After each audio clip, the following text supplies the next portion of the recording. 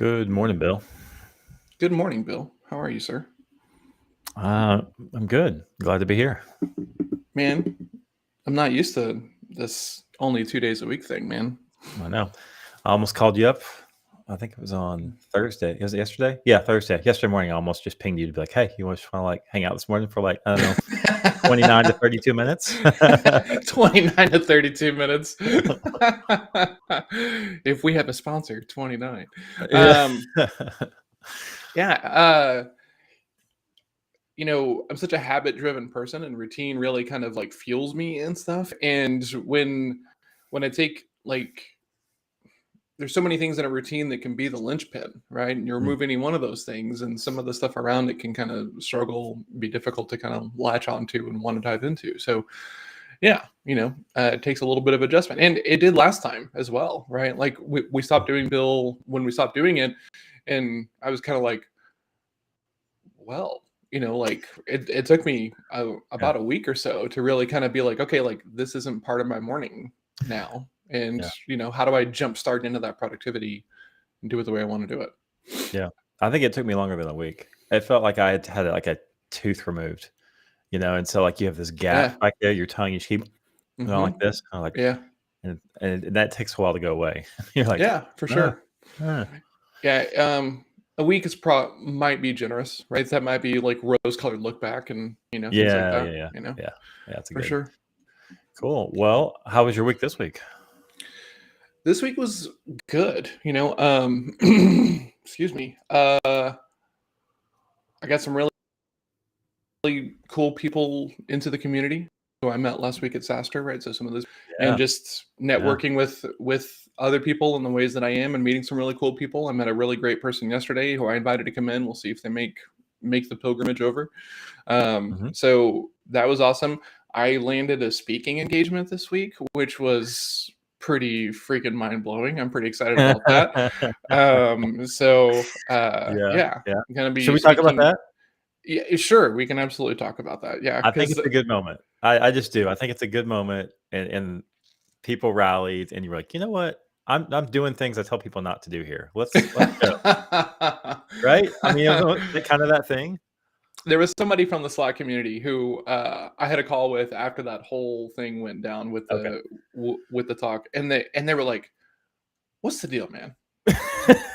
And I was like, "What are you talking about?" And they said, "Why are you playing so small?" And I was like, Yeah. "I do not understand what you're talking about." Well, small mountain. I mean, Well, like they weren't even trying to be funny. They were I like know. they can't like why didn't you put yourself Mhm. out Forward. there, right? Yeah. Because Mhm. person came in into the Slack community, and they said they were looking for speakers, right? Mhm. And so I was like, Around oh, sales, by the way. okay, fair, right? But so speakers, and I'm like, oh, okay, cool. Like I know some great speakers because I do, right?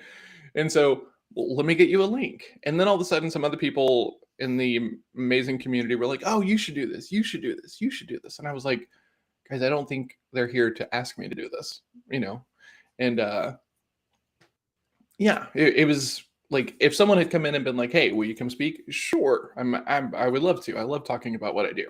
But if someone Right. comes in asking for like, "Hey, does anyone know any speakers?" Okay, great. I don't, I get to do it now. Get to put on speaker on my LinkedIn title. But Sure. you know, um, yeah, it was just I wasn't leading with me. I was trying to lead in a way to kind of get the problem addressed in the way that I would, right? Like Right. it's very similar to how I sell. So Yeah. Well, that's the funny part here, right? This is what really got me is that instead of like I get it because I would probably have done something similar at certain seasons of my life, different things like mhm, that. But I love to speak, so I'd be like, "Well, what do you need?" Because I can do it, like. mhm. But like leading with what are you looking for? What subject do you need? How seasoned do they need to be? Do they need to be in the industry? Like really pulling out and Yep. going, well, you know what? I'm actually a pretty good fit for that based on my experience. You were just like, no, here's some people. All like you do. Here's some more people. Here's some more people. Yeah, like Ricky Pearl. Have you ever spoken before? No. Okay. Well, he might be a good speaker, not me. Like. So Come on. no, You're I know. making it out to I'm just giving be you a hard time. Yeah, yeah, the for uh, sure. the Charlie Chaplin version of this conversation. Well, that's better Um, for radio, right? that's very fair. Yeah. Okay. So anyway, so you booked a gig. You booked a speaking gig. It's one that seems it's going to be right up your alley. No, That's yeah, pretty sweet. absolutely.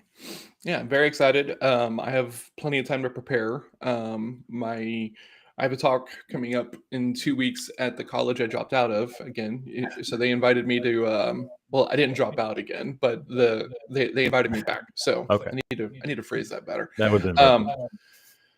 So yeah, so that's 2 weeks away. So we'll be doing that here in a couple of weeks. That's about networking, and yeah, she's polling on some topics that I gave her to see which one's going to be the most beneficial. And yeah, Awesome. it's going to be awesome. Cool. Any hiccups in the client work or stuff that you're working on? Because I know you came back with, some leads and some things like that from a trip that was for a major client that you have. Yep. And anytime I come back from an event, I go, what am I really going to take from this? I always meet cool people. My Rolodex fills up. Yeah. But what did you come back with, and how did that roll for you this week? Oh, that's an interesting question. I came back with some insights about this industry, a bunch of new knowledge that it didn't have before, right? And also a bunch of really great connections, right? And the connections themselves are enough, right? So if you do a good job of nurturing your connections, right? If you nurture your network and everything, it just becomes something that is there, right? So I don't have anything I need from like these new connections yet. I mean, a couple of people are actually leads, and so I'm following up with them. Like one person sent me the email on Tuesday connecting me to their partner person because they know how bad they need us and everything, right? So Nice. so there's that going on. I'm kind of drinking from the fire hose for that client because it's a very technical kind of sell, and so trying to figure out the messaging and the USP and who we're going after, and how all that stuff is going to make sense and everything is kind of unique and different from some of my other clients, but it's fun work and it's exciting. And so like I'm meeting with that team today to go over some there's already a request for information, so we're going to go build that, and so that way we have that in our pockets and things like that. So we're moving in the right direction. We've done some cool stuff for the other clients. Yeah, it's been a solid week. The sales practice lab has been phenomenal this week. I'm changing this a little bit because it used to be one thing on Tuesdays and one thing on Thursdays, and I've decided to start doing the same thing on Tuesdays and Thursdays from each week, so that way we can get more reps in, and more consistent practice around the same items will lead to deeper ownership and deeper levels of like actually owning it and having it. Oh, Dylan. I'm not sure I'm even going to let that one cross. Yeah. You had two better ones this week. Yeah.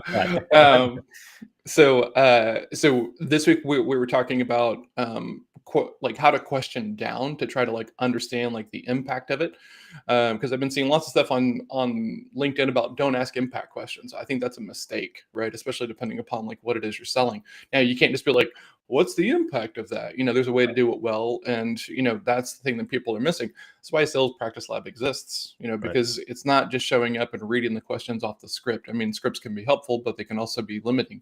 So if you don't really own it, if you don't really know it, it's going to be inconsistent, right? And what's fascinating is we were doing these reps yesterday, and there was a brand new person who is first time in Sales Practice Lab. They said, hey, I'll do this thing, I'll try it, right? Which is always awesome, right? Because it's uncomfortable to role play and practice in front of people you don't know with this stuff. And I often fail to realize how much time and effort I put into like memorizing these things and being able to own them and stuff, because like I had it, kind of here on the board, and I was like, okay, like go to this one, now go to this one, now go to this one. And it's just a lot to hold in your head, right? Just like anything else is, right? So it was cool. We had the biggest group I've had in there so far on Thursday, which was rad. It looked like the Brady Bunch on there. It was fantastic. Yeah. And yeah, man, I'm stoked. Like I feel phenomenal, honestly. That's very cool.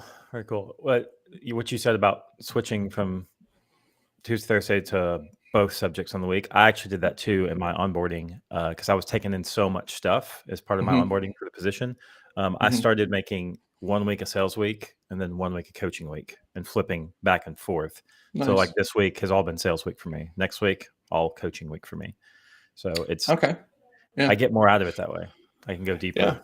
Yeah. do My more kung reps. fu teacher, like he knew all these different kinds of kung fu, and he taught 3 different styles of it. He did not mix styles, Yeah. right? So like on Mondays and Wednesdays were like Wing Chun days, and Tuesdays and Thursdays were praying mantis days. And one time I asked him about this, and he goes, the movements are so inherently different. If I don't create some boundaries, it'll get murky and cloudy in my mind, which is, there's something to that, right? You have to for sure put yourself in it. Yep. And I think the military, I've read this, does a thing like that. They go on like 6-week sprints where they'll practice around a specific thing for 6 weeks, and then they'll take it and then pick up the next thing. And so that they build this staircase of training over the year. Yep. So, hey, Lila Smith, what is going on? Good to see you. Good morning, AJ. Good morning, Dylan. Good morning, Mike Tao, Mr. Regular. That's right. So do we still call Mike Tao Mr. Regular for not going 5 days a week? Is that allowed? Let's workshop that. I think he's been around long enough. We should. Okay, cool. I think he's earned that. He's regular Monday, Friday. So, well, with that being said, we have somebody else that you talk to pretty regularly, right? I mean, is it someone you know pretty well coming on the show today? Yeah. Ricky Pearl we got connected in another Slack community, which just speaks to the power of these communities, the dark social communities and everything that all these marketers are talking about. And we've had some amazing chats. And he introduced me to the tool that I think is arguably the coolest tool I've used as a sales professional in my entire livelihood of doing it. That's got my chops wet. I think I need to talk to Ricky. Yeah, for sure. Let's do it. Ricky, come on, let's bring it on. Hey, what's going on, man? How are you? Hey, gentlemen. Can you hear me? How are you, buddy? Yeah. Yes, sir. Good, and you? Yeah, doing well. Ricky, tell me, I know nothing about you other one that your LinkedIn profile says. So who are you and what do you do, Ricky? Yeah, who are you? What do you do? Yeah. I've put everything up on the LinkedIn profile. Honestly, that's just the best of me. That's all you need to know. Oh, okay. No, I'm joking. Well, it's good to see you. Sales professional out in Melbourne, Australia. So joining you, it's currently 11:15 at night here. And so you're speaking to me in the future. Yes. I love You've that. already, how was Friday? Yeah, Friday was a good day. Friday was a public holiday in Australia, well, in Melbourne at least, because tomorrow is the grand final of like our national sport, or the regional sport being AFL, Australian footy. Yep. And so obviously we need a public holiday for that, right? Like what other reason would you want to not work? So today was a public holiday because tomorrow is a sports game. Right.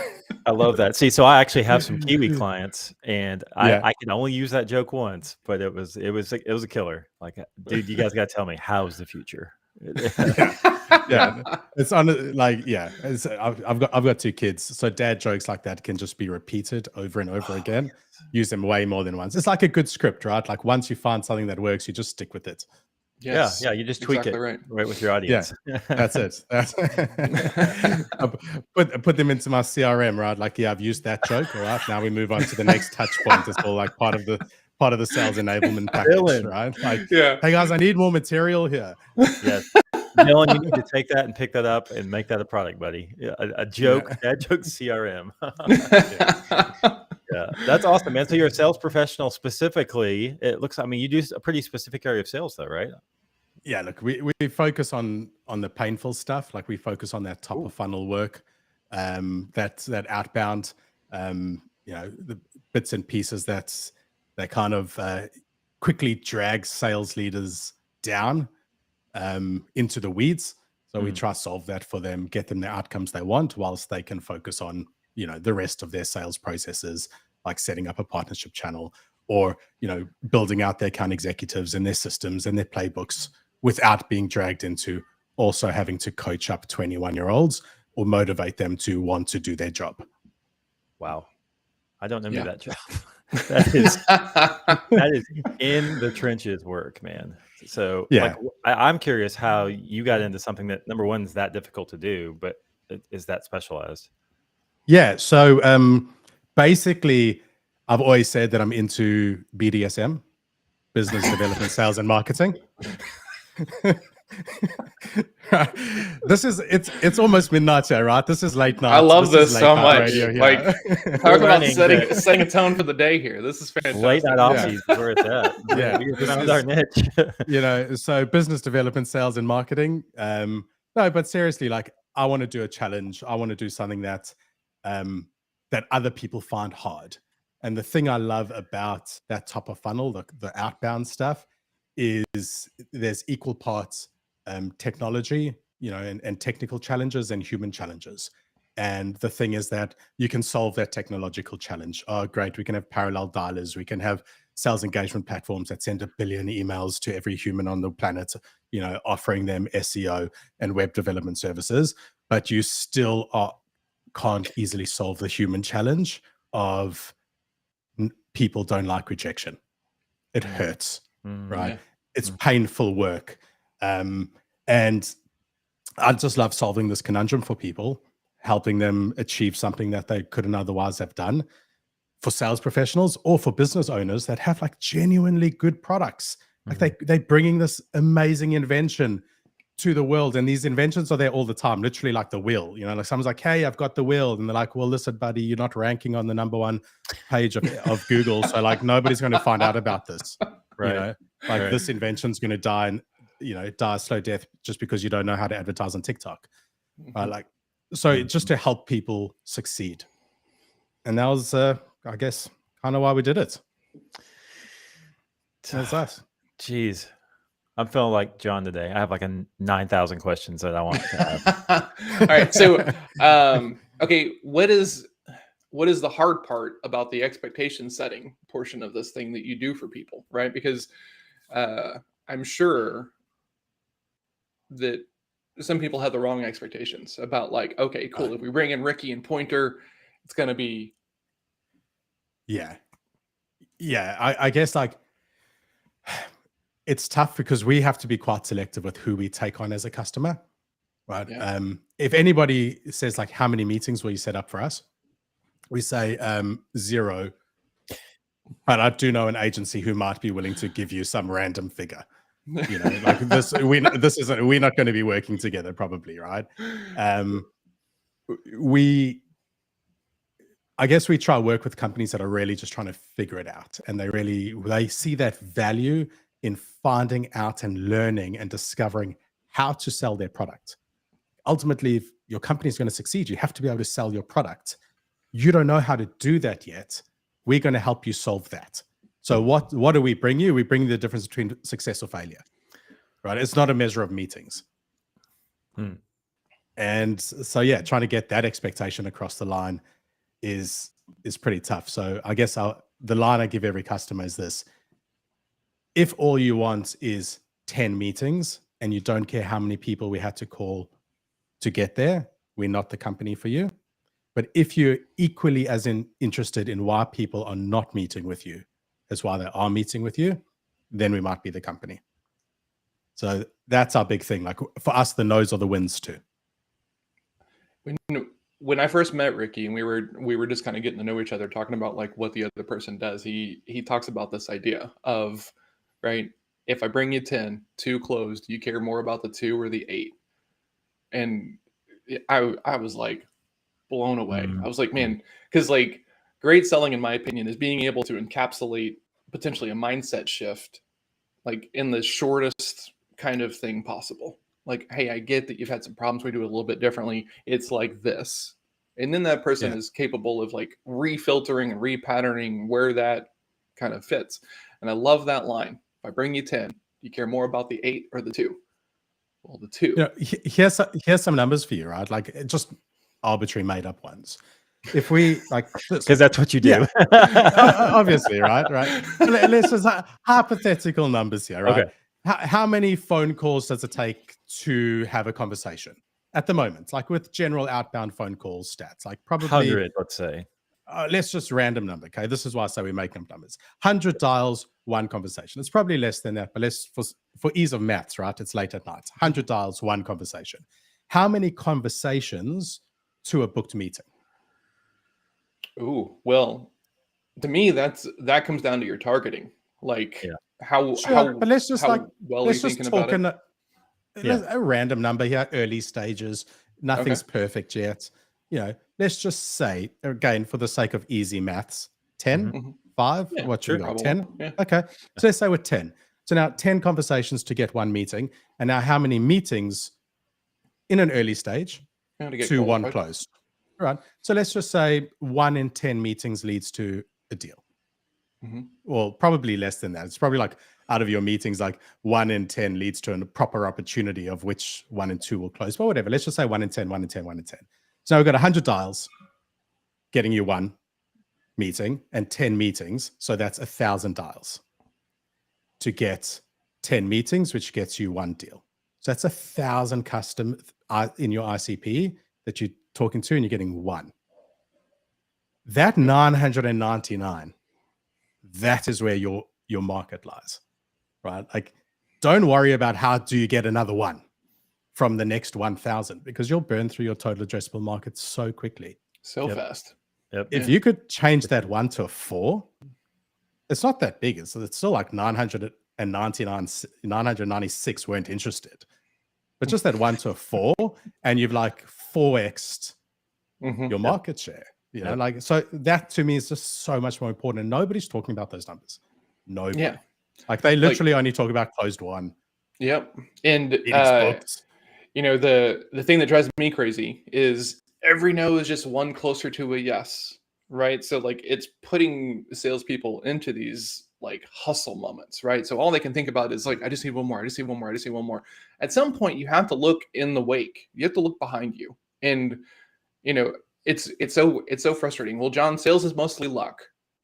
Okay, I have a problem with that statement. Okay, and then it's some people just aren't ready to buy today, right? And they just kind of casually toss these things out there, right? And it's like, while that is true, it's not as prevalent as you think if you actually know what you're doing and you can run the conversation the right way, right? 100%. I'm curious. You said targeting, John, about when you said the 100 to 1 that targeting was a big deal. Mm-hmm. And I'm curious how much time or stock or partnership or whatever you have spent with good marketers that know that that's the job. The targeting is everything when it comes to delivering a message. How much of that do you bring into this top of funnel BDR that you're doing? Because it sounds like you care a lot about talking to the right people, or at least talking less to the people you don't want to talk to, which is essentially the same, but not exactly. Mm-hmm. Right? Mm-hmm. How much of that do you think about and talk about with your clients? Me or Ricky? Ricky. Because I was saying, John, you were saying that earlier about targeting. But John, to us, the list building, so it really firstly depends on the stage, right? Because usually when they're coming to us, they have a vague idea of their ICP. And within that ICP, they don't have enough closed one necessarily, or they're trying to enter new verticals. So they have a very vague idea of their ICP. Within that ICP, they have a vague idea of their persona. And within that, they have a very vague idea of which value proposition or which pain point is going to be the one that's, they've just got this loose state. So we try help them scientifically to work out their messaging in an outbound sense, the same way a marketer might be able to determine which line is working for paid advertising, with their click-through rates and things like that. So that's what we're trying to do for them. But in general, when it comes to list building, it's very much, probably John said this line sometime before, but like if you had an hour to chop down a tree, you'd spend 50 minutes sharpening your axe. Yes. Right. You're right. The list is the oil. It's the lubrication that makes the entire outbound motion move. And who you calling is more important than what you're saying. Yes. And how you're saying it is more important than what you're saying. Right. But like it all just starts. If you call the wrong person, you could call me and offer to sell me something that I don't need. I mean, what is the point? It doesn't matter how good you are. Like, literally that's doesn't all the matter. DMs I get in LinkedIn. Yeah. What do you mean? Yeah. Hey, I absolutely. saw you own a company. Would you like a thing? Yeah, we breathe the same air. Can we connect? Oh, yeah. Yeah. Yeah, no, I love that. absolutely. I love that. Like who you talk to is more important than what you say, and I don't hear many people saying that. That's not something that you just This hear is a the lot. this is the separator between like salespeople and sales professionals, right? Because Mhm. like salespeople are often the lowest person in the totem pole, and no one is really talking about this. So you get a list, you're just expected to call it, right? And that always drove me crazy because it's like, why this list? What are we doing with this list? So like how did all these people hit this list, right?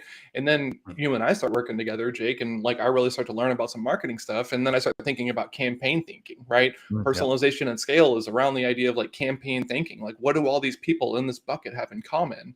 And how can we talk to the same points to these people to kind of make it consistent, really make sure that we're putting some volume behind these attempts? Because at some level, to Ricky's point, it's, how did you say it? Do you need to say it differently? Do you need to use a different metaphor? Do you need to use a different, strategy on that call? It's, like it's such light comedy. You can tell a joke that is bombed in every other room, and then all of a sudden it lands, and it's like, was it that crowd, or how did you say it differently? Like how, Yeah. like what happened to get a different outcome? And that's the thing you have to be thoughtful about. So, I always got in trouble of like, John, you're moving slow, right? And everything. It's like, well, I'm trying to be thoughtful and intentional as opposed to just like running out there spraying and praying, like conversations and wasting our time. Like I say this all the time, it's much more about a time management problem than it is about being persuasive and influential.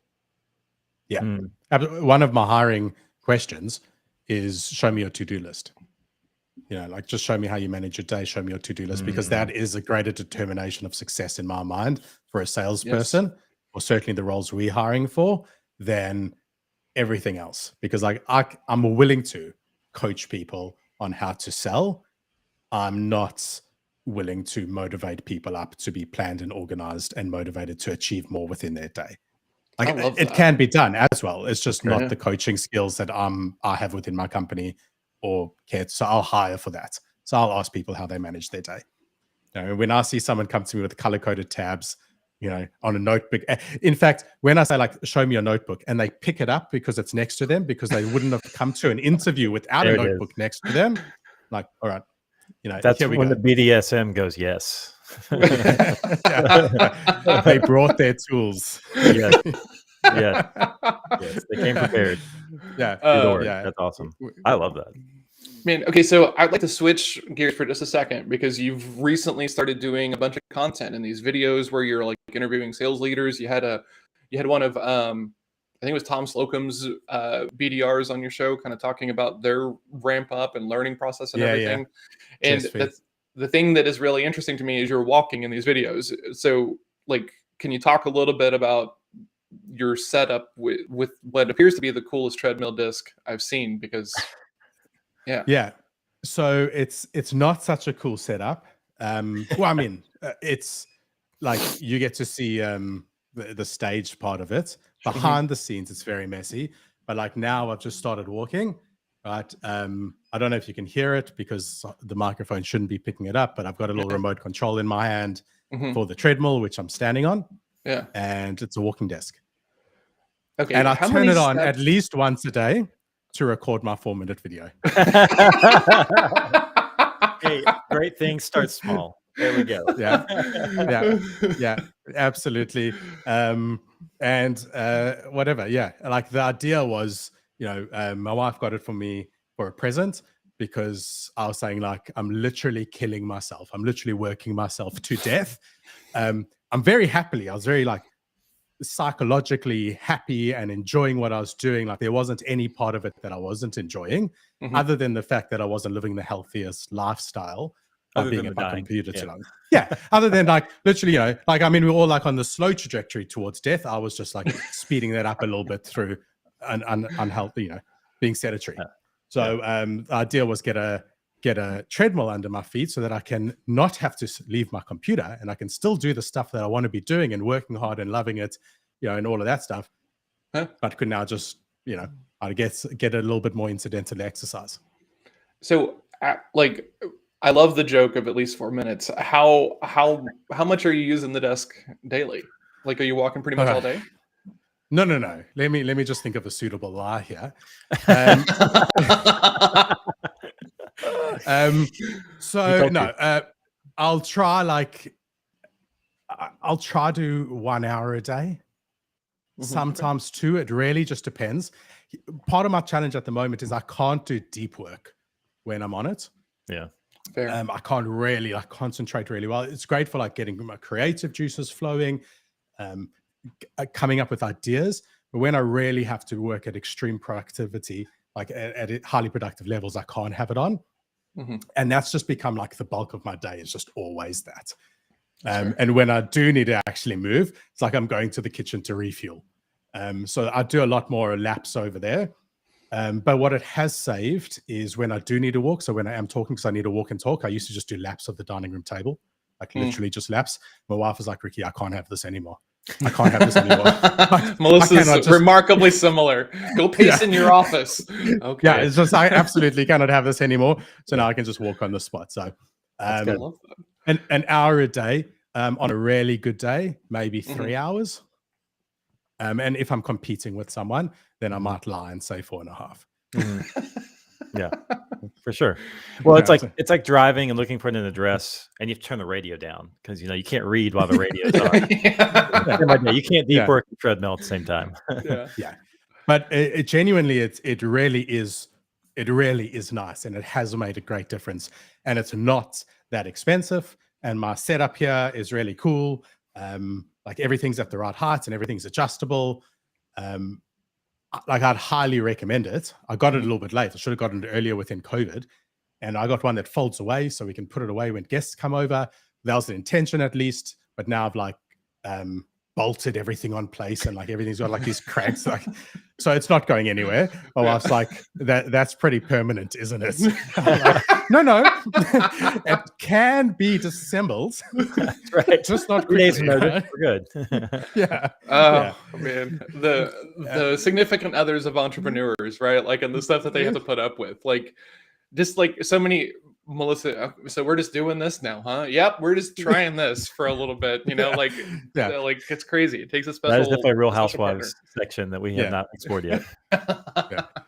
Like it used to be called the kids' playroom, and for the first 6 months of me working here, we still kind of called it that. Now we're just not lying about it anymore. It's my office. It's my office. Kids go play in Daddy's office. Yeah, it's Ricky's playroom now. Yeah. Oh man, that's so funny. Okay, so how are you dividing content creation versus all the other stuff you have to do inside of your business? Honestly, I don't know why I say honestly. It's a terrible line. You'd get me out of that habit pretty quickly if I came to Sales Practice Lab more. My wife's a copywriter, so she helps quite a bit. Okay. And I have a full-time video editor who I do not feed nearly enough content, so they sit there mostly doing transcriptions for blogs. And I'm trying to do more. So I'm like a planner. So like I've got everything in place. I've got a copywriter. We've got a the video editor.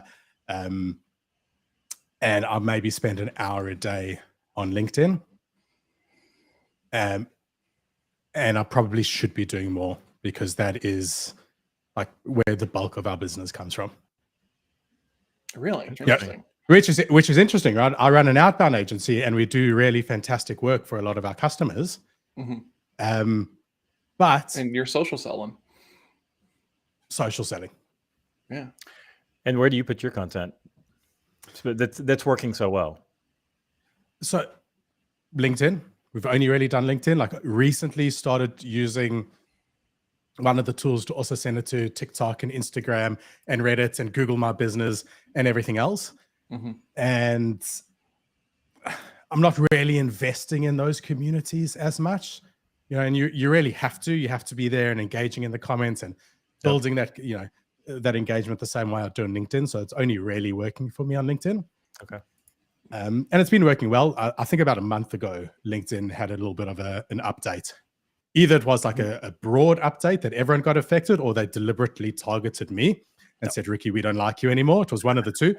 Either way, my content went from like up here to like here, still fine, still like in the realms of like worth it. It's not like I'm making spending an hour and getting like 60 views. But I was like averaging 8,000 views a post, and now I'm averaging 3,000 views a post. Like it's significant knock. Sure. But I don't know if they're showing it to a more like a better 3,000 people, then I don't really care. So like I assume that what they're doing with their algorithm broadly was to improve the platform. So I'm still just feeling it out. Yep. You can't get too complacent or too like set in your ways, right? Like Jake and I were both kind of working in digital whenever like Google decided that it was no longer about link quantity anymore. It was now about link quality, and a bunch of people woke up to blackballed accounts and stuff like that, so if you're going to play on someone else's playground, you have to play by the rules nicely and be willing to kind of figure it out when they change things on you. It's kind of like the comp plan as a salesperson, right? It's always changing, and the salespeople have to go in there. Okay, how am I going to make what I want to make? Okay, cool. I'm going to sell this. I'm not selling this thing at all. Like screw that, and stuff like my that. notebook's changing. The tabs are switching this week. Like that's hysterical because just like salespeople's comp plan, they kind of tell you how it works, but nobody really knows the algorithm. Exactly. Yeah. There's like 17 buckets you have to fill to get a spiff. Yeah, and if you ask, you're like, hey, we don't ask about that. We just do what we're told here. Yeah, we don't talk about Bruno.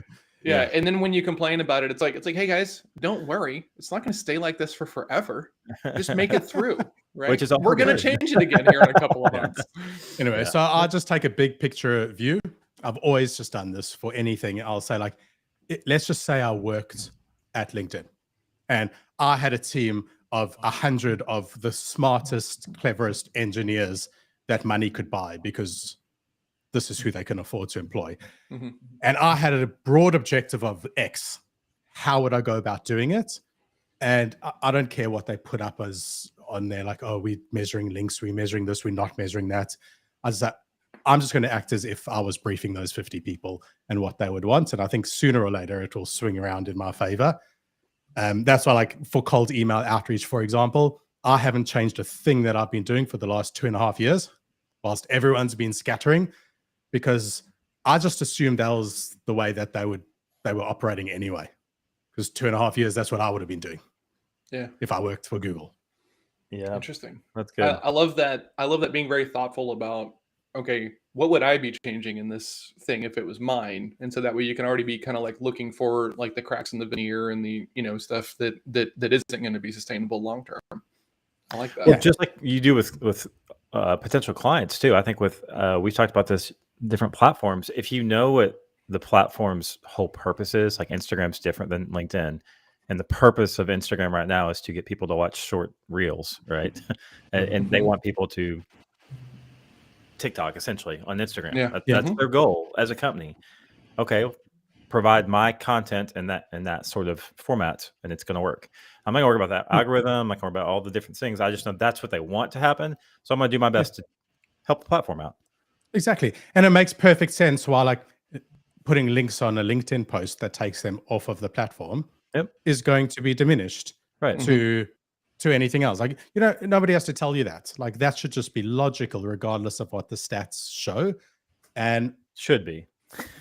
Yeah, but not my content. My content deserves this push. Yeah, right. Yeah. You kind of have to be an asset, though, right? Like someone was talking about, should I pay off this credit card every month? And I'm like, well, yeah, but the other thing is, if you're not an asset to the bank, they're not going to be super excited to like extend your credit limit or give you other products and everything because they don't make any money off of you, right?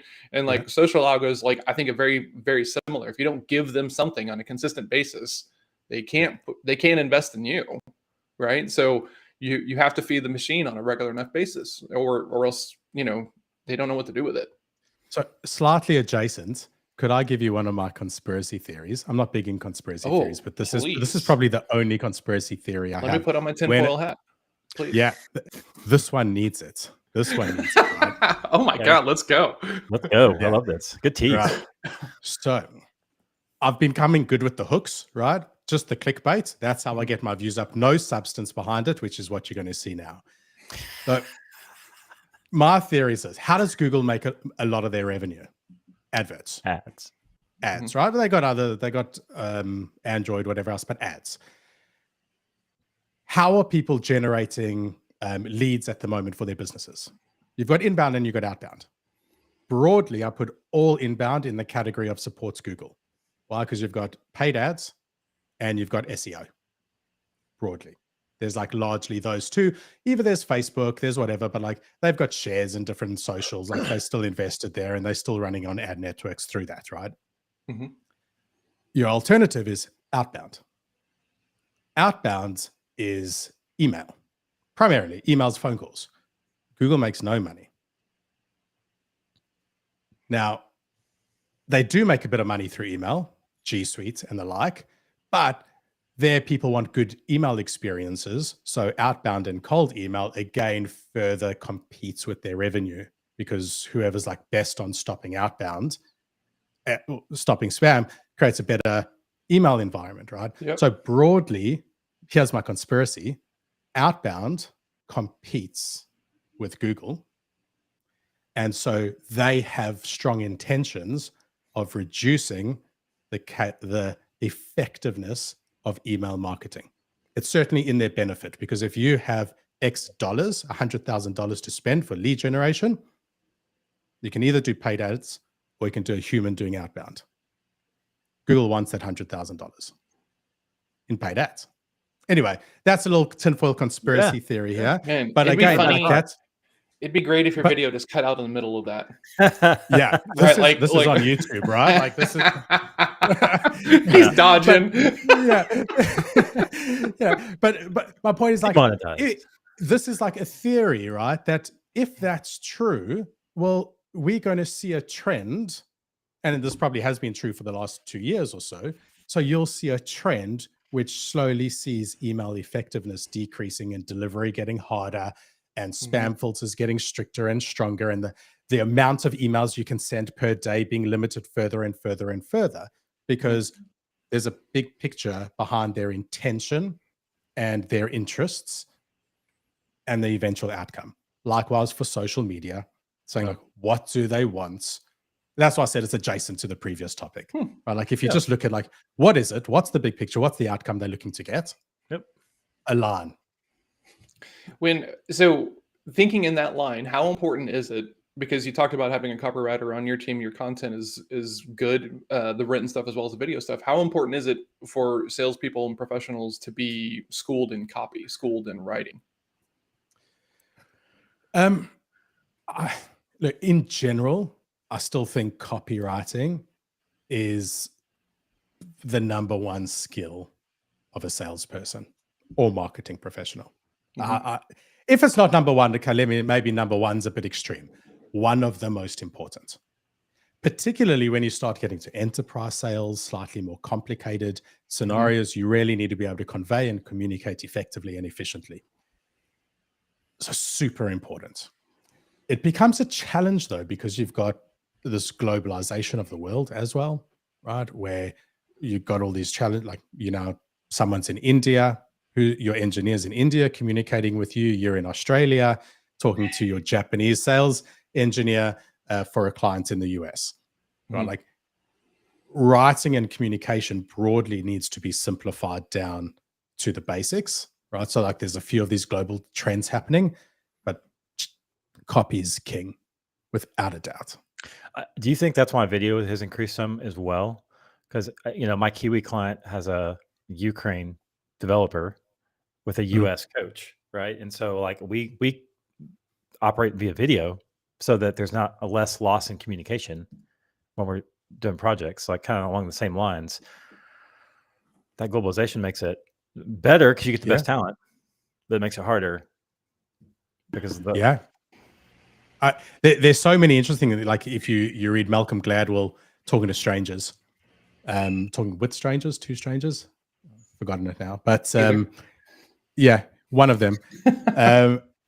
And you look at the different cultures of communication, whether it's like a sender-oriented or receiver-oriented communication style.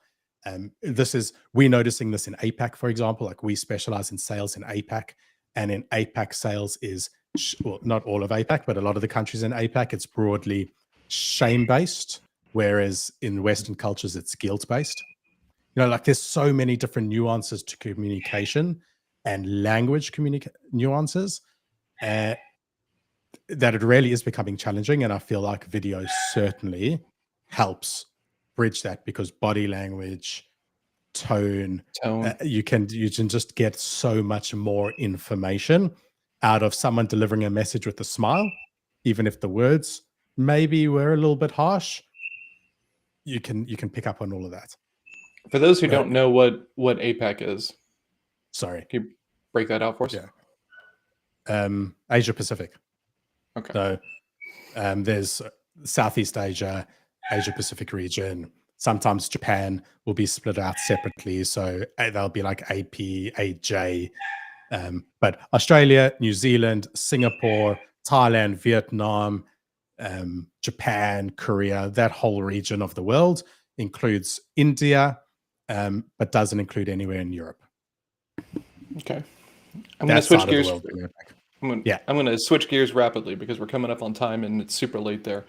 You know, you talk about doing this function because you know that it's a challenge, right? Top of funnel stuff is difficult. It's high volume work. It's got to be activity driven and everything else like that. What have you found that is helpful with getting people over the hump with cold calling, cold outreach, things like that? What has been successful for you? And have you found anything that you thought was going to be successful that wasn't? I think you find things that you think would be successful that aren't more often than not. Mm-hmm. Now, just your question, is it from the perspective of a salesperson or from like the client? For the salespeople. For salespeople, I like to take them through when like they're doing a call script, for example, and simplify until they are just talking in a conversational tone with the most basic, clear English. Like that is what's worked for us the best. All of the fancy marketing terms that come out get lost very quickly. I'll give you an example. We're working with a client at the moment, super exciting product. They help companies turn MRR into ARR. Super exciting. That is super exciting. Like, right? For every business, if you can convert MRR to ARR, you know, get your monthly subscribers to take an annual contract. What a massive win. Yeah. Right. But if we say we help you convert on a website, flashy, convert MRR to ARR, perfect. Right. Will work like a dream. Try say that on a cold call, gone. Yeah. Absolutely gone. Right. And at the moment, most scripting, most messaging is coming from marketing, and they don't necessarily have that skill of outbound and understanding how it's effective. And so that same message in outbound needs to be, hey, a lot of customers at the moment are struggling and they'd really like to benefit from your annual discounts, but can't afford the cash outlay. We help them get your annual pricing, but still pay monthly. That's understandable. Yep. Right? It's a slightly different value proposition because we're talking about the value from the perspective of the client, not from the company. But still, it was just such simple English. There was no terms, there was no sales jargon, there was nothing. So that's what's working best. Casual, conversational, and simple. And does that help with like getting the reps comfortable? Like actually getting them like excited about putting in reps and like making the dials and going through the slog? You know, nothing motivates them more than the wins. And the one thing I'll tell all of my reps to begin with, they all come up joining and they think they're going to be scared of the cold call. And I'll tell them straight away, I'll say, trust me when I say this. Within 2 weeks from now, you will not be scared of having calls and you will not dread the calls. You are going to absolutely bloody dread the sound of dial tone whilst you're on hold for 30 minutes and ringing and not getting answers and ringing and not getting answers. And then every 20 minutes, you finally get to have a conversation. That conversation is going to be the highlight that you look forward to. And the 19 minutes up to that is going to be painful. It's really just calming it down. There's so much hype in outbound. Everyone's acting like if you're the superhero, slick talking, fast-tongued cold caller, you can crush this. No. If you're consistent, humble, calm, hardworking, and persistent, if you have a desire to get better, you will crush it. Right? If you're willing to stick through it and put in the hard yards, you will crush it. Obviously, you need to be coachable. right? I But love that you like, I love that you can talk about that because it kind of shifts the idea, right? Because like in the beginning, it's like, ooh, what if they do answer the phone? What am I gonna say? And then you do get to the point of like, God, another voicemail. Like I wish I could rep. I wish I could just like get into these conversations easier. And that's where things like Connect and Sell become such cool tools for like outbound stuff yeah, where you can just, it's super expensive and you need a huge list, and you run some of the other concerns, but there is something to be said around it shifts a little bit, and the thing you were scared of now becomes the thing you look forward to because absolutely, that's where the craft is. absolutely. That's where the improvement lives. And this is why the work you're doing is so important. Because I'll tell my reps, physically, if words can come out of your mouth and your fingers can push buttons, you can do this job. You have the physical skills to do this job. In fact, you don't even have to push buttons anymore, right? And in fact, half of the job can be done through social selling. You don't even necessarily need to talk, so you don't even need to do that out either. But it's all on your mentality. And like today, I was coaching a rep on how to stammer, how to add in more filler words because he was just too slick, too good. He spoke as if it was an infomercial, and this was like take 300. It was perfect. It's like no, doesn't sound right. That's not how You don't humans sound like talk. a human. Yeah. That's not how we talk. And he was like, okay, and he built in these as and the filler words at all the right places, perfectly scripted, right? Sounded natural. He was able to do that. But he's had to like go over the hill of like extreme professionalism to come back down the other side. Most people could just like start where they are, and that's fine. Like, can you talk? Yeah. Can you have a conversation? Yeah. Great. You just talk, be natural. Do you think you have to go? Do you think you have to go through that over polishedness, that jargon filled professionalism thing? Like, do you think like to me it's almost like a rite of passage, right? Of like, I've done that, and you're always going to do a little bit of that of like trying too hard in the beginning, and then it's like, oh wait a minute, it's just a conversation. I just need to ask some questions. Look, there are bits to it. You need to be comfortable being uncomfortable. Like you need to be comfortable asking a question and then just sitting in the silence until they speak. That's not normal, right? People try to fill in that uncomfortableness. So there are some things you need to learn. And I often refer back to, I forget his actual name, but George from Seinfeld. Like someone asked him once, like, if you're so funny. And this also goes, Jason Alexander, also goes back to your copywriting thing. Is it so important? Someone asked him if you're so funny, etc. And he said, he's not funny.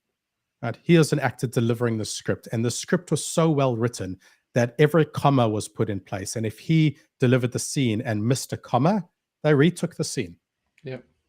Right? It was written perfectly. And so you can get there. So there's so many different ways to get it. You can have the perfect script and you could just deliver it, or you can just be casual and bring it about yourself. Some things are universal truths. Like if you find an opportunity for rapport building, take it. If they answer the phone and they're short on breath, you should say, look, it sounds like you just ran to pick up this call. So I'm under a bit of pressure to make this worth your while. Like it's just, you got to be able to build rapport whenever you can. That's a universal truth. Yep. And some people are better at that than others. But mate, it is not hard. The hard part at the moment, build the right list, get the right contact details so that you can talk to the right people, do enough activity so that you can have enough conversations, have the right conversations. You're talking about the right points and you're not like making the basic mistakes of talking about products rather than pain, those kinds of things. Like, it's still 101. It's still something you could learn within a week, right? And then learn how to not talk yourself out of a meeting, about trying to go too far too quickly. Oh yeah. Like you said, you got to make them curious, not want to buy, right? Like that's, yes. You got to just know where to stop them. And for me, if I was to summarize it all, I don't know SDRs who fail. I'm still, out of 100 SDRs, I've maybe met 2 that have failed as an SDR. The other 98, the company has failed the SDR. Yeah, with the right coaching, with the right scripts, with the right tools, with the right data, there's no reason an SDR should fail. I had a meeting yesterday for this client, right? Because I'm trying to figure out how to target more effectively from the outside of it, right? And I'm asking them like 7 different ways. Okay, how would you do this if you were me? How would you do this with your insider knowledge? And he didn't have anything like super light. Then we got into it. You know, we uncovered this nugget that for what we're looking for, if the development team is bigger than the sales team, that's probably a great client for us. No, I'm sorry. It's probably a bad client for us because the salespeople are doing lots of customization, lots of consulting and everything. Whereas if the sales team is huge and the development team is small, that might be a better fit for this client, right? Amazing. Little things like that, because now I can go to LinkedIn and I can look at these organizations and do some filtering and look at, okay, great. What is the ratio of the sales team to the development team, right? Yeah, and I wouldn't have that if I not had this conversation with someone yesterday. So going and sitting on a patio, eating barbecue, like just asking questions, being hyper curious and things like that. Now I have this nugget that I'm so excited to try to, and is it going to be the answer to everything? Probably not, but I'm better today than I was yesterday, kind of thing. Absolutely. And so we're putting so much emphasis at the moment on our SDR coaching, like the weekly coaching, the weekly performance management, the call reviews, the one-on-ones, because that SDR manager has all the tools, because they can adjust the research strategy, they can adjust the messaging, you know, they can pull in marketing, they can pull in sales, they can pull in leadership. They are the key. With the right SDR leader, every SDR should be succeeding. Agreed. And they are also experienced enough to be able to extract that nugget, right? No one's going to think, oh, out of all these calls that went well or badly, look at it and just see some real super high level stuff like, hey, when you talk to the head of growth, because like often we're targeting head of growth. Now, head of growth could have come from a sales background or a marketing background. The SDR is not going to pick up that the head of growth that comes from a marketing background is a better persona than a head of growth that comes from a sales background. Like that, they don't have and that, like the nugget that you just shared, might be the difference between success or failure. Yep. Or you might identify actually if they had a sales background, we just need to adjust the messaging. Yes. Well, that's the difference in the 1 and 4 that you started this whole thing with, right? Because your conversation is tailored, and all of a sudden you've closed 3 more just because you knew that one piece of data that mattered to the person you were talking to. Yeah. And this is where, like, I strongly believe that the SDR function needs to fall under marketing, although it typically requires sales skills. But what we just spoke about, that difference, that nuance of knowing a different messaging for if the head of growth is from a marketing background or a sales background, that's a messaging. And so, it's much more in the wheelhouse of marketing for sure. Yeah. And the way we talk about it is we don't have sales and marketing teams. We have revenue teams, and we're all telling the exact same story about the exact same customer. We're just in different stages. So we should be doing a lot of the same conversations and learning from each other. So kind of the same idea is what stage of the buyer's journey are you in? So what's your function there? And that SDR function, which I love, is that chasm, is that connection between where it goes from marketing to sales, right? It's in that SQL, SAL region. And that is that crossover. It's taking the inbound leads and qualifying them, or finding outbound leads and pushing them through to sales. So it's just the most incredible place to be within an organization if you're interested in revenue, if you're interested in sales and marketing. So cool.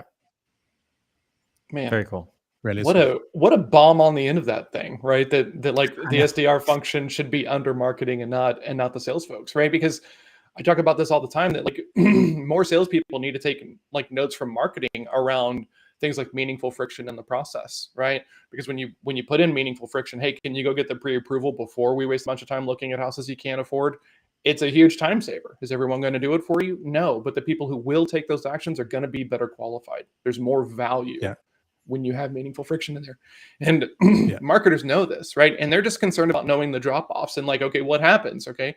And like salespeople need more of that in their mindset, as opposed to, you know, they didn't know what they wanted until you walked in the room, and don't take no for an answer. And like, you're shutting down the greatness that allows salespeople to connect to marketing and improve the messaging and the targeting and, you know, all of that stuff. crazy to me. And at the moment with social selling, I mean, with social selling, I think we'd all agree, like it's called social selling, but it's very much in a nurture stage of a marketing sequence, right? Oh, yeah. Like it's broadly taking them from awareness, to engaged kind of a stage.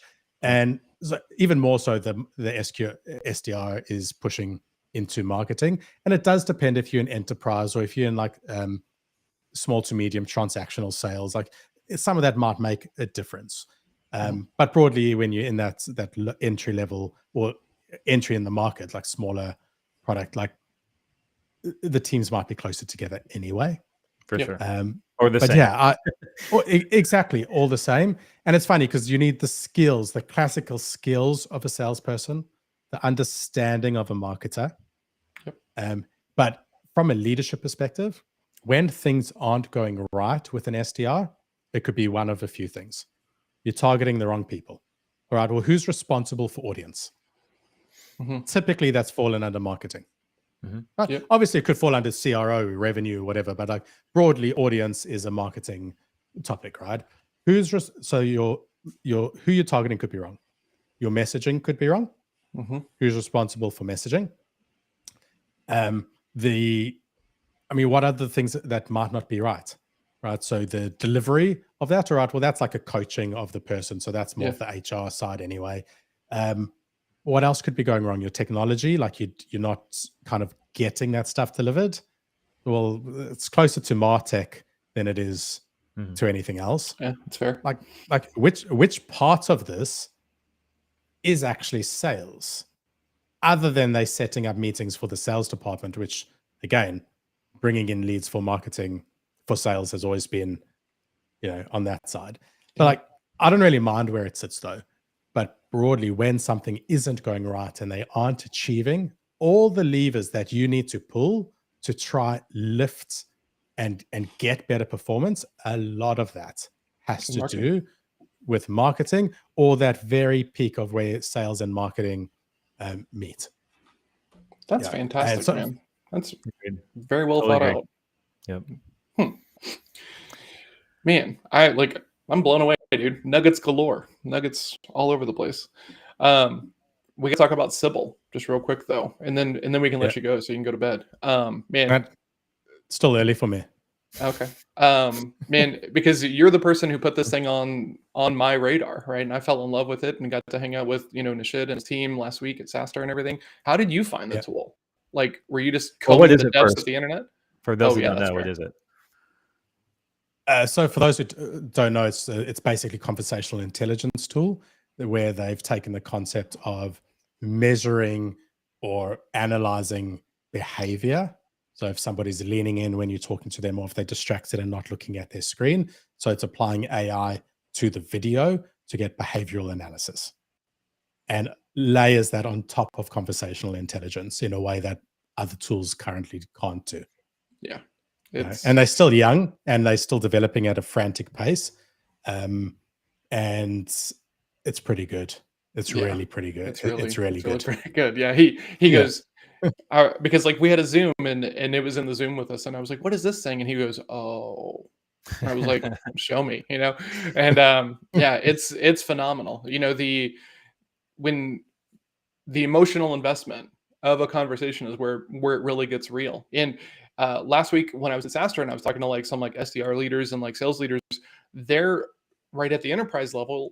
You might have 15 people on that Zoom call, right? And if you're doing a pitch, what a lot of people are doing is they're sending 2 salespeople to these calls. And the second one is just a spotter to watch the reactions of everybody. That's their whole job. So you're taking 2 revenue-focused individuals, you're doubling them up onto a call because the person who's doing the pitch is supposed to be focused on the pitch and doing their stuff and working through the slide deck.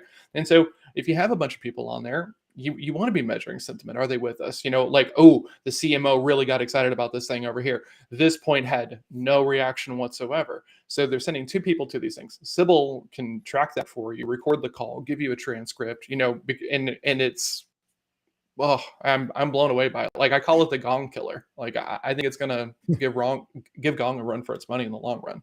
So yeah, well, it is good. Obviously, for a large time, it has been free.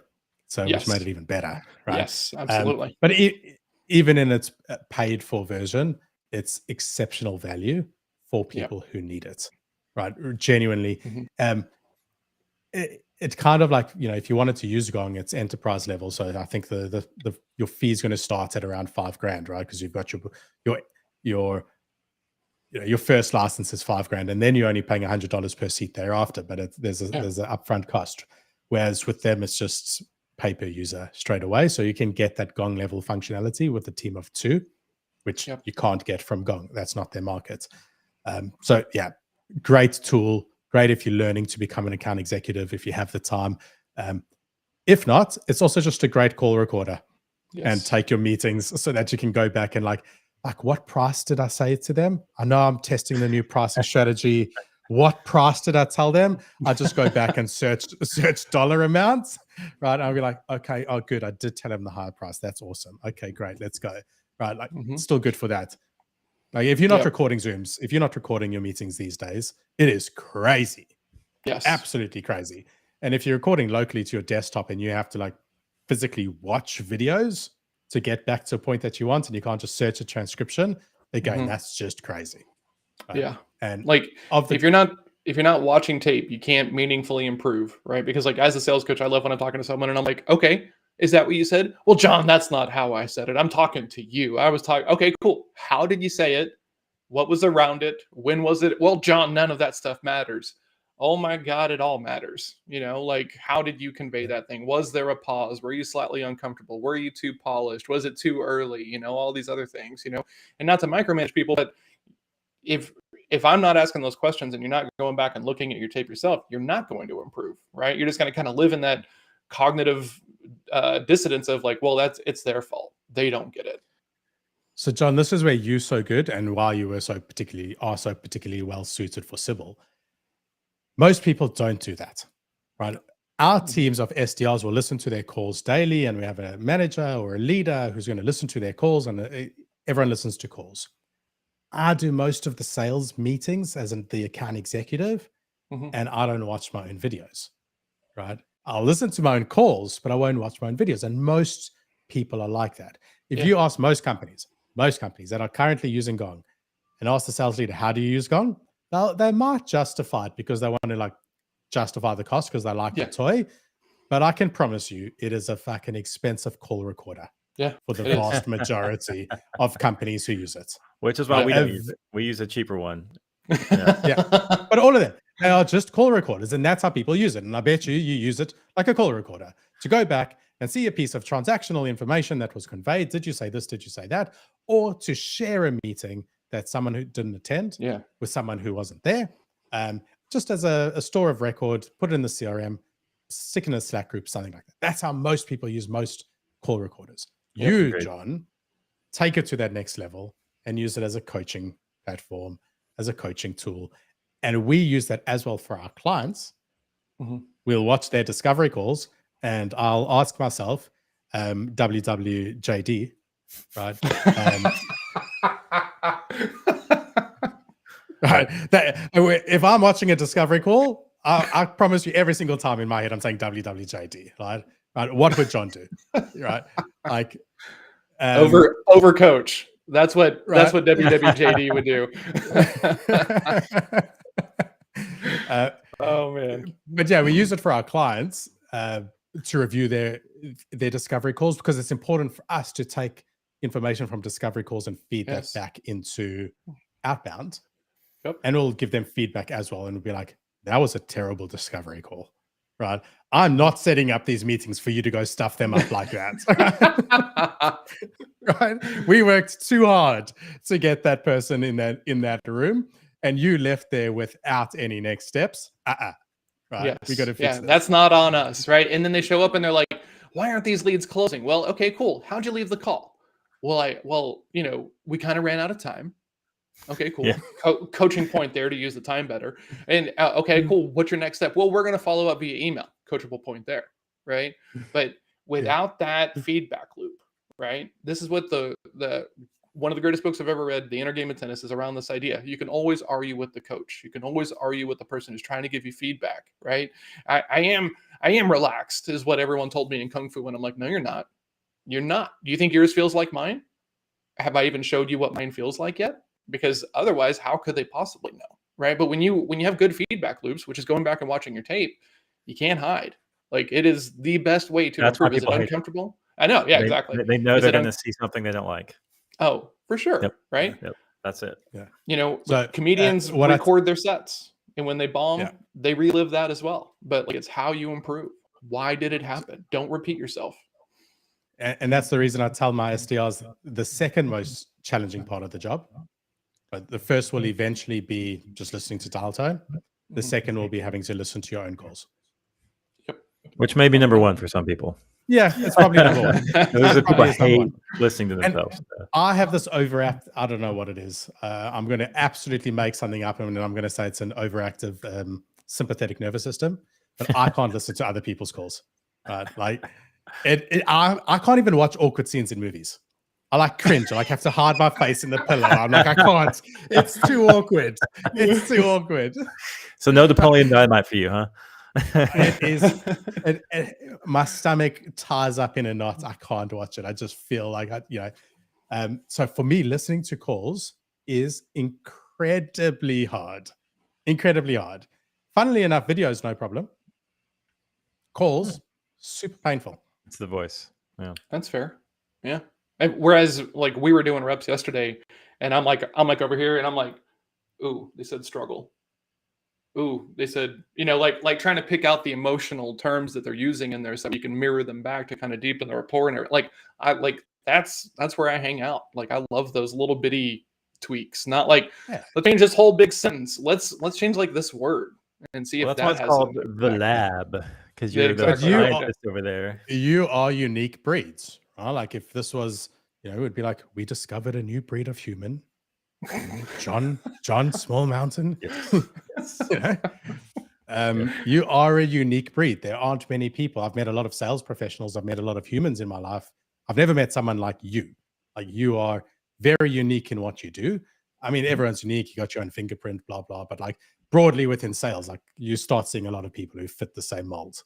Mm-hmm. You do not fit any mold I've seen before. Thank you. Sales scientist. Whoa. That's I didn't say it was a good thing. Don't take it. That's as fair. Hey, you know what? I I get to interpret that however I want. So I'm just going to take that as a compliment and go about my day, cancel all my meetings. Yeah. You know what it was a compliment. Thank you, man. I appreciate it. So Jake has to go because he has a meeting here in about 3 minutes. And man, thank you so much for coming in, for hanging out long and putting it all out there, dude. Like, there was a bunch of nuggets in here. You should go back and watch this. You won't, because we just talked about it. But everyone else, watch this thing. Thanks for Angie and for AJ and for Dylan and for everybody. Hold on, I'm scrolling. Lila, Mr. Regular Mike Tao. Yes, You guys are awesome. Thank you so much for hanging out with us. And Ricky, man, and I hope and you're going. Sorry if I said any. Thank you, and sorry if I said any words that gets this like blocked on YouTube as adult only content. I don't think so. so. You didn't know. We don't care about making money. That's so. It's this is just for us. We're just here to hang out. Yeah, no one watches this, Ricky. Come on, it's like 8:30 in the morning here. But, and it's midnight here. If anyone in Australia is watching this live, certainly my kind of people. They're probably but deep because we should. Because we should be in a support group together. Not friends, right? Where should people learn more about you and what you're doing? Should they come to the website? Should they be following you on LinkedIn? What's that call to action? Right. LinkedIn or the website pointerstrategy.com.au. But LinkedIn, you could try TikTok. I've put like 3 videos there. They've all got like 200 views. Who knows? One day I might be a superstar. But no, LinkedIn, probably honestly the best bet. Awesome. Or cold call me. Get my number. Cold call me. Okay. John's down for that. Yeah. We could record that. That would be interesting. Man, thank you so much, dude. This has been a blast. Thanks, Ricky. Appreciate you. And thanks, everybody. And we'll see you on Monday for another edition of Morning Bill. So see you guys. All right. See you, Bill.